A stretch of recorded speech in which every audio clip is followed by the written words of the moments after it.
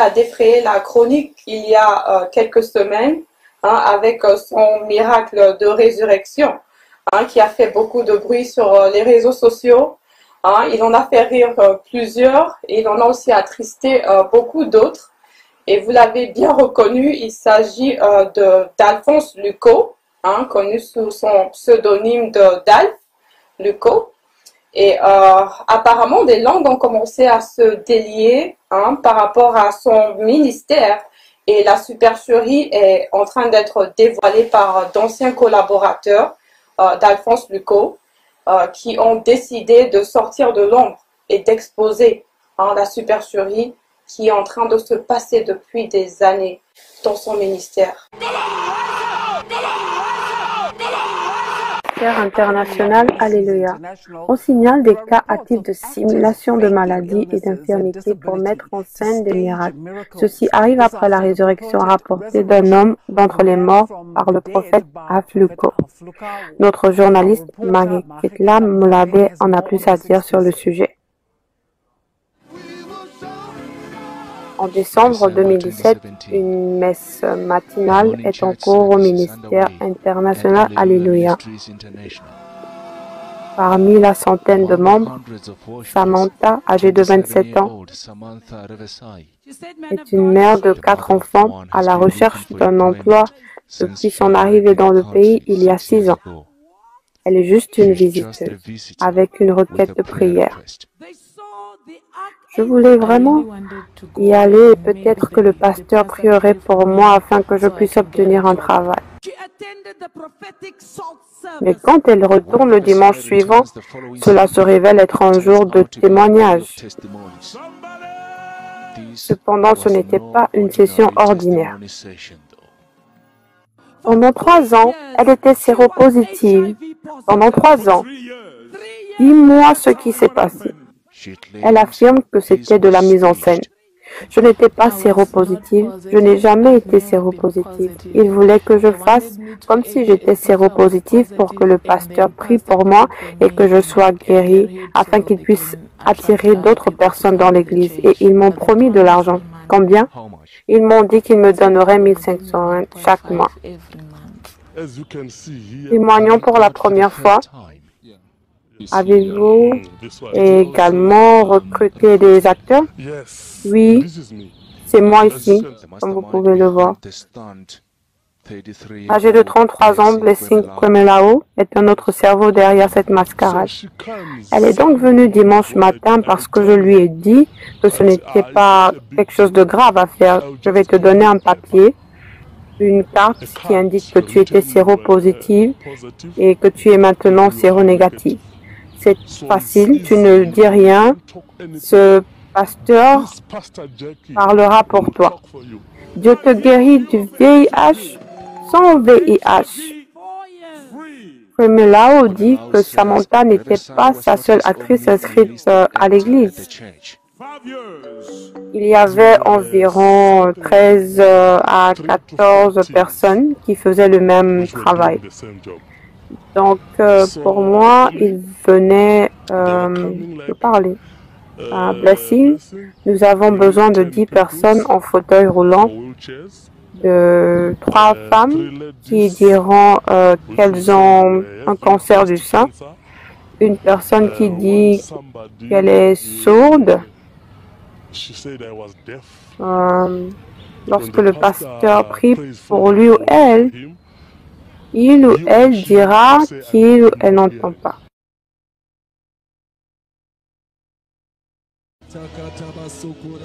Mais les ministères Alléluia sont à nouveau dénoncés.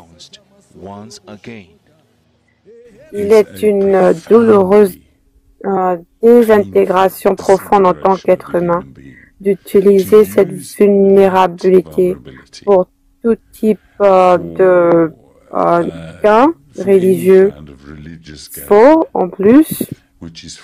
Je pense vraiment que c'est un criminel, vous savez. Et juste parce que c'est une église, ne lui donne pas forcément des passes. Ça ne signifie pas nécessairement qu'elle soit crédible. Quel genre de profession est-ce où vos collègues ne peuvent même pas vous rappeler à l'ordre. C'est le premier du genre dans ce pays. La Commission des droits de la LCR a formulé ses recommandations, les législateurs étant ici pour agir. Les soi-disant prophètes sont là pour s'en prendre aux désespérés et aux naïfs.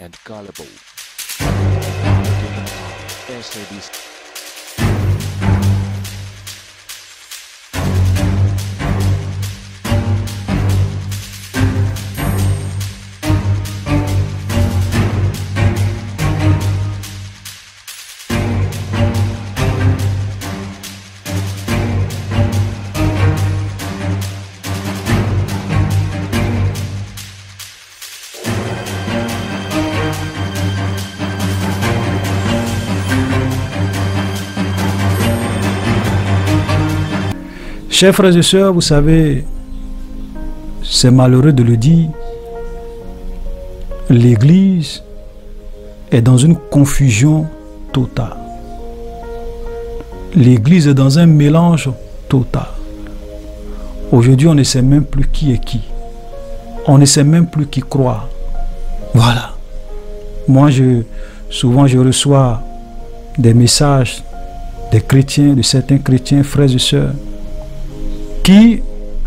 d'autres même qui ne veulent même plus aller à l'église.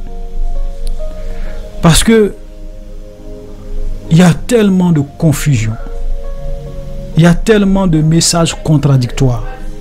Il y a tellement de paroles contradictoires. L'autre va dire ça, l'autre va dire ça, l'autre va dire...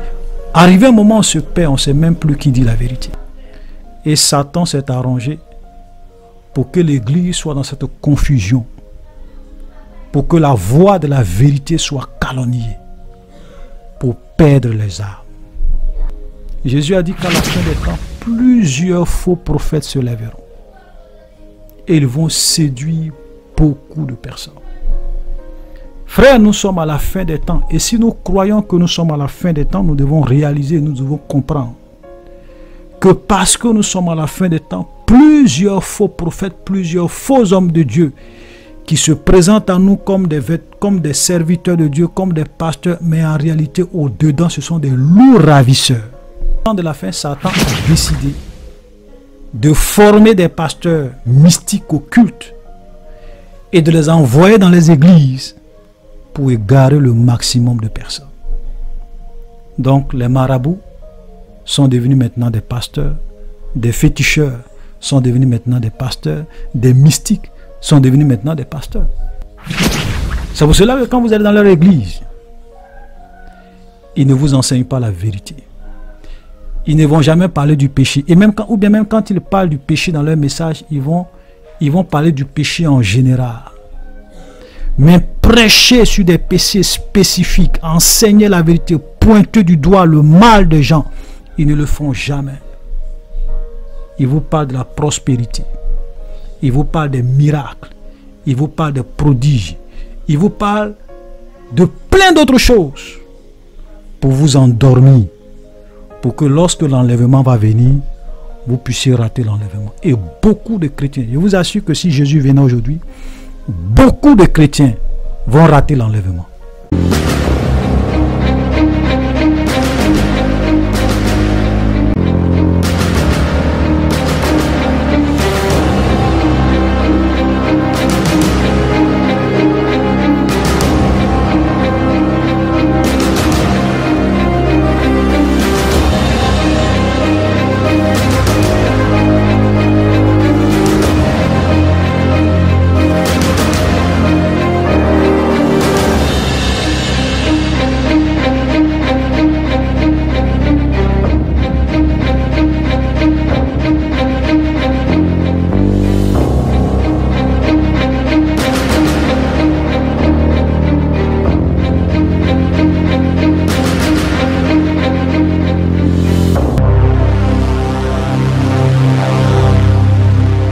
Abonnez-vous et cliquez aussi sur la petite cloche de notification pour ne rien rater de nos prochaines vidéos. N'oubliez pas de partager aussi la vidéo et de la liker.